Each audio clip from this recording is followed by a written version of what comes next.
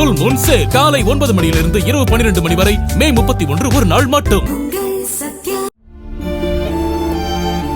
நடுக்கடலில் படகு கவிழ்ந்து உயிரிழந்த மீனவரின் உடலை சக மீனவர்கள் 2 பேர் நீச்சல் அடித்தபடி கரை சேர்த்தனர்.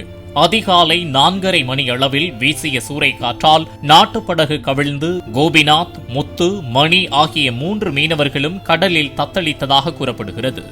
மூவரும் கரையை நோக்கி நீச்சல் அடித்த போது கோபிநாத் என்பவருக்கு மூச்சுத் திணறல் ஏற்பட்டு நீச்சல் அடிக்க முடியாமல் கடலில் மூழ்கி உயிரிழந்து விட்டதாக மற்ற இருவரும் தெரிவித்தனர்.